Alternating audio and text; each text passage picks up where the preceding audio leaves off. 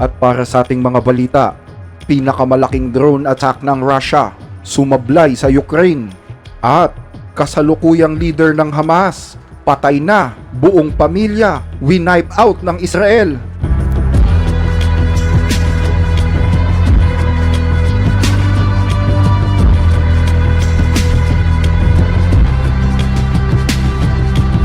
Kahapon, pinakawala ng Russia ang pinakamalaking drone attack nito laban sa bansang Ukraine. Naganap ang drone attack bago ang nakatakdang pag-uusap ni Pangulong Donald Trump at Pangulong Vladimir Putin bukas.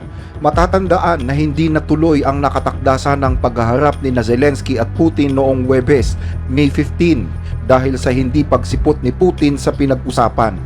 Batay sa report ng mga opisyal sa Ukraine, umabot daw sa mahigit 273 drone ang pinakawalan ng Russia na tumama sa iba't ibang rehiyon kabilang ang Kyiv, Dnipro at Donetsk. Ayon sa Ukraine, isang babae ang nasawi at 3 iba pa ang nasugatan sa mga pagsabog na yumanig sa mga residensyal na lugar. Sa lungsod naman ng Kyiv at sa mga karatig lugar nito, nagkaroon umano ng matagal na air raid alert na umabot ng hanggang 9 na oras. Pero ayon sa Ukrainian Army, matagumpay na na-intercept ng air defense ng Ukraine ang mahigit sa 88 paparating na mga drones, habang 128 naman ang lumihis ng direksyon at hindi nakapagdulot ng pinsala. Maraming pagsabog, napakarami. Ito na ang ika-4 na taon ng digmaan. Umaasa kami na ililigtas kami ng Diyos, salamat na lang at buhay pa rin kami kahit papaano. Ayon sa Deputy Prime Minister ng Ukraine, malinaw daw sa dami ng mga drones na pinakawalan ng Russia na ang tunay na target nito ay ang mga sibilyan. Bago ang nasabing drone attack ay nagkaroon ng peace talk sa pagitan ng Ukraine at mga delegado ng Russia. Isang usapan na wala namang kinahinat ng tigil putukan sa bandang huli. Sa isang interview sa telebisyon noong linggo, sinabi ni Russian President Vladimir Putin na nasa Russia na ang lahat ng mga resources para tapusin ang digmaan sa tinatawag niyang logical conclusion. May sapat tayong lakas at resources para tapusin sa makatuwirang paraan ang digmaang sinimulan noong 2022 na ang resulta ay pabor sa kailangan ng Russia. Ang resultang ito ay ang matanggal ang mga ugat na naging dahilan ng krisis na ito. Bubuo tayo ng mga kondisyon para makamit ang pangmatagalan at nananatiling kapayapaan.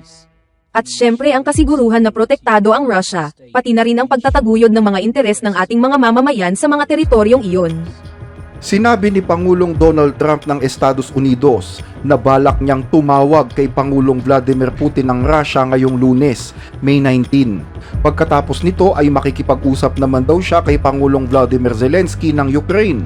Sa isang post sa Truth Social, sinabi ni Trump na kinakailangan ang mga pag-uusap na ito upang mapigilan ang patuloy na pagdanak ng dugo sa Ukraine.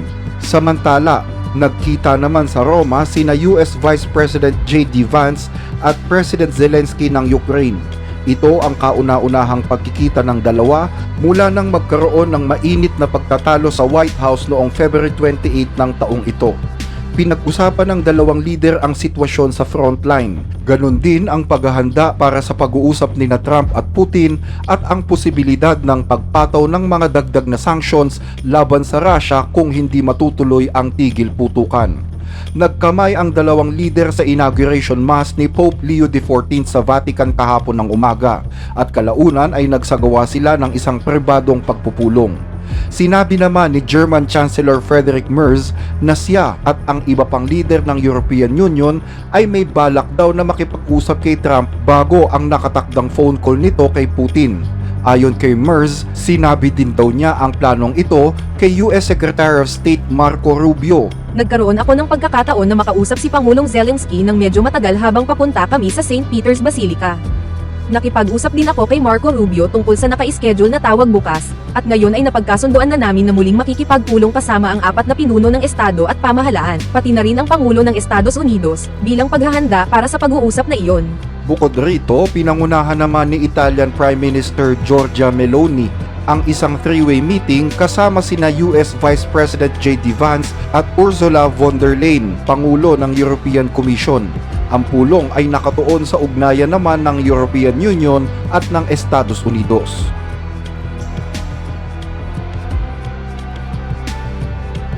Sa ibang balita, bagong leader ng Hamas, tinodas ng Israel, pati buong pamilya winipe out. Sa isang post sa social media kaninang umaga, sinabi ng bansang Israel na natagpuan na di umano ang bangkay ni Mohammed Sinwar, pinuno ng Hamas, sa loob mismo ng isang tunnel na tinarget ng Israeli Defense Force sa bayan ng Khan Yunis sa katimugang Gaza. Si Mohammed Sinwar ay naiulat na tinatarget na ng IDF noon pang nakaraang linggo at napaulat na nagtatago sa isang underground command compound sa ilalim ng isang ospital. Ayon pa sa ulat ng Saudi media, natagpuan din ang mga bangkay ng 10 sa mga kaalyado ni Sinwar na pinaniniwala ang mga miyembro din ng Hamas. Ayon pa sa report, 16 na katao ang kabuang nasawi at mahigit 70 ang sugatan sa naturang airstrike. Ilang linggo na ang nakakaraan, naglabas ng larawan ni Mohammed Sinwar ang Israeli Defense Force. Pero ngayon, kinumpirma nila na patay na nga ang lalaking nasa larawan. Gayunman, patuloy pa rin itong kinukumpirma ng iba pang mga local media sa bansa. Si Mohammed Sinwar ang nakababatang kapatid ni Yahya Sinwar, dating leader ng Hamas na napatay ng Israel military noong October, isang taon matapos ang Hamas terrorist attack noong October 7, 2023 na kumitil sa buhay ng 1,200 katao at tumangay ng humigit kumulang 250 mga hostages. Matapos mapatay ang kanyang kapatid, si Mohammed Sinwar na ang sinasabing naging de facto leader ng Hamas. Ayon sa mga opisyal ng Israel, naging malaking hadlang si Sinwar sa mga ceasefire deal sa Gaza at sa pagpapalaya ng mga natitirang mga bihag na ilang daang araw ng hawak ng mga Hamas. Si Mohammed Sinwar ay nakulong sa Israel noong dekada 90 sa loob ng 9 na buwan at matapos nito ay muli na namang nakulong sa Ramallah sa ilalim ng Palestinian Authority ng 3 taon bago siya nakatakas noong year 2000. Noong 2006, kabilang siya sa grupo ng Hamas na dumukot sa sundalong Israeli na si Gilad Shalit. Dati na rin siyang namuno sa Khan Yunis Brigade ng Hamas. Ilang araw bago maganap ang airstrike na pumatay daw kay Mohammed Sinwar, pinakawalan na ang pinakahuling American hostage ng Hamas na si Aidan Alexander. Yan ay bilang regalo ng pasasalamat kay Pangulong Donald Trump. Si Alexander ay dinukot noong siya'y 19 na taong gulang pa lamang at ngayong pinalaya na siya ay nasa 21 anyos na. Matapos siyang mapalaya, nakapag-usap pa sila ni Pangulong Trump sa telepono. Ayon sa White House, naipost na rin ang audio ng usapan na nakuha na ng iba't ibang media outlet. President. I'm very nervous talking to you now because you're a much bigger celebrity than I am. Edon is the hottest celebrity in the world right now. So That's crazy. But that's no way to become a celebrity, right? We'll do it a different way the next time for you. This is crazy. Well, we're very honored. Well, it's crazy. Just because of you, I'm here. You're the only reason I'm here. You saved We my were not life. going to play Honestly, you saved games. my life. How was it? Are you free to talk a little bit? I'm on how was speaker and it, there's a Edon? bunch of cameras. So. Yeah, I don't really know. I just wanted to ask. There are going to be cameras around you for a while, if that's okay. Yeah, no. But the press has been very fair to you, I must say. And it's been really, it's been an amazing journey. You know, for a while we thought we lost you, actually. A lot of people thought you were not around anymore. There was a period of time. Yeah, no. Just really honored, and you're an American, and we love you, and we're going to take good care of you, and your parents are incredible. I saw your mother. She was pushing me around a little bit. She was putting a lot of pressure on me. Like a good mom, We had it pretty good. like a Jewish one.